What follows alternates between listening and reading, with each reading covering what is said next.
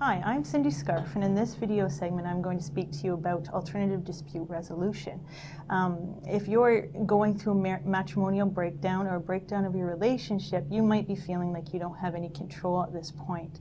The process that you choose with respect to your breakdown of your relationship is really important in that that is one area where you can exercise a lot of control. There are many alternatives to the traditional court-centered approach, and I think it's really important that you hear about them as options before you make a decision about how you want to proceed. My colleague Paul Slan is going to speak to you about a couple of alternative dispute resolution methods, being mediation and arbitration. I'm going to speak to you about collaborative law, which is a newer kind of method with respect to dispute resolution. I think it's important that you give all of these methods serious consideration, and in my opinion, the methods that we're going to speak to you about allow you to gain some control in terms of how you want to resolve your issues resulting from your matrimonial breakdown. They give you more flexibility, allow you to be a little bit more creative than the letter of the law and being in court. As well, one of the biggest advantages to these kinds of alternative dispute resolutions is that they assist you in preserving your ability to communicate as a family unit, especially if you have children, because once your issues are resolved, it doesn't mean that you're going to stop communicating as a family, because you've got a co-parent in the future. Now let's hear from Paul with respect to mediation, and then I will be back to speak to you about collaborative law. I do mediation, and I enjoy doing it because it offers my clients a less stressful and less expensive way to resolve their disputes, as opposed to the litigation process. And it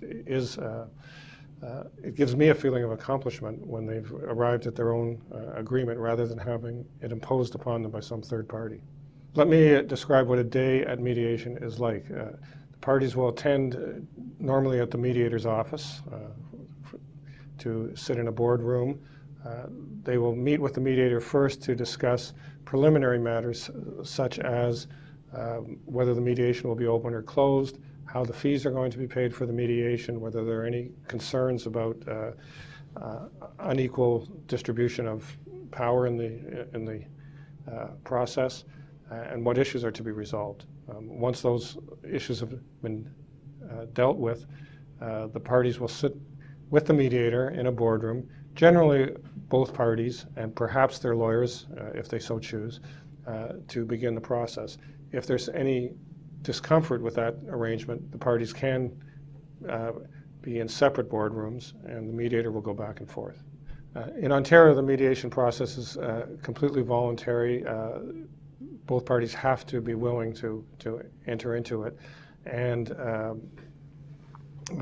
the role of the mediator is to facilitate the parties at arriving at an agreement. The mediator does not make decisions for the parties. The mediator is there to assist them in coming to their own agreement. The benefits to mediation are, firstly, it is less expensive than litigation. It's less stressful. Generally, the resolution, if there is to be one, is arrived at much quicker than the litigation process. And the persons involved generally feel that they have had a role in coming to their own agreement, rather than having that decision imposed upon them by a third party. So they feel much more invested in the process and in the result. Mediation is suited for most people. There are situations where it's not appropriate to be used, and those are particularly situations where there's been an abusive relationship, especially if there's been violence in the relationship, or if one party is at some type of disadvantage in the negotiation process, either emotionally, psychologically, or even physically. Mediation is an excellent way for persons to resolve their differences, but there are other options available for dispute resolution or for alternative dispute resolution, and one of those is collaborative law, and Cindy Sharp is going to explain that now. I want to tell you about the process of collaborative law, but before I do, I'd like to share with you a story about a family I recently worked with and worked through with them in the collaborative way. when we first met, we met with both lawyers and both parties, and it was clear that there was a lot of hurt, a lot of anger, and a lot of issues that these parties needed to work through. They weren't really able to communicate with one another at that point, and the first meeting really involved a lot of communication between the lawyers. They relied on the lawyers heavily.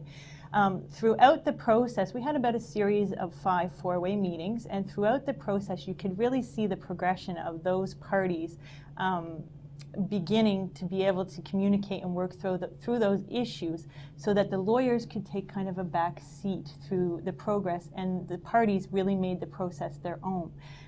By the end, the lawyers were more relying on the parties, and they were able to come up with some creative solutions with our assistance and come to an agreement that everybody was happy with. They stood up and hugged. They were able to speak about their children and who was going to get their child to hockey that night, and I was confident at the end that this family was going to be able to continue to communicate and continue to work together with respect to their children. This was such a great moment for me as a lawyer and being involved in this process, because we, to be honest, don't see this when we're in court. Battle lines are drawn, people take their positions, and it's just not the same process. So we rarely see this happening, and this made me a believer in the process from that moment. It's very, very important that people be able to continue to communicate, because although your separation agreement is signed, especially if you've got children, you've got to continue to communicate in the future in their best interests.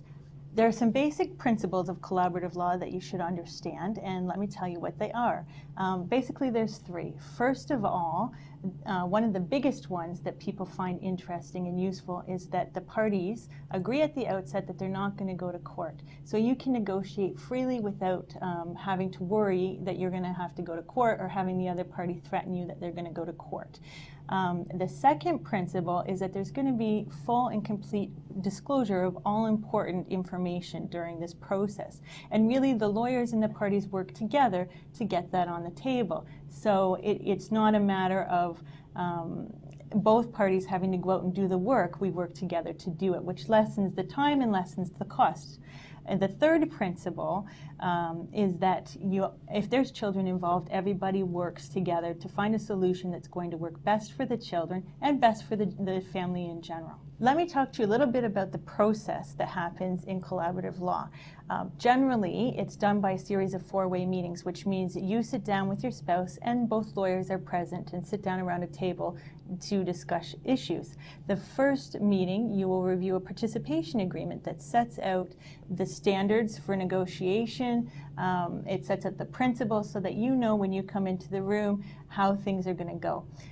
Generally, at the beginning of each meeting as well, there's an agenda that gets circulated with respect to what you're going to talk about that meeting, so that there are no surprises.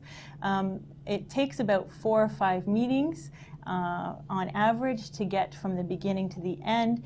Each meeting you discuss different issues, and the process is really the client's process. So they decide what's most urgent to them and what issues we're going to discuss in what order. At the end of it, then the last meeting is generally us reviewing a separation agreement with the terms that you and your spouse have agreed to, and you signing it and concluding. Finally, Paul's going to speak to you about arbitration. Arbitration is a procedure whereby the parties retain a private individual to act as their judge. It's a private court which follows many of the same procedures as litigation, or as in the general court system. The advantages are you can arrive at your decision quicker, and there is less pretrial procedures involved. You can go to your dispute resolution fairly quickly. Once you've entered into the process, generally you will meet with the arbitrator to again discuss the issues that are involved and the way that it's going to be handled. And then it will be like a mini courtroom. It will take place in a boardroom. There will be the arbitrator who sits at the head of the table like a judge. There will be a court reporter. There will be the parties and their lawyers, and the parties will give their evidence, be cross-examined. The witnesses will give their evidence and be cross-examined.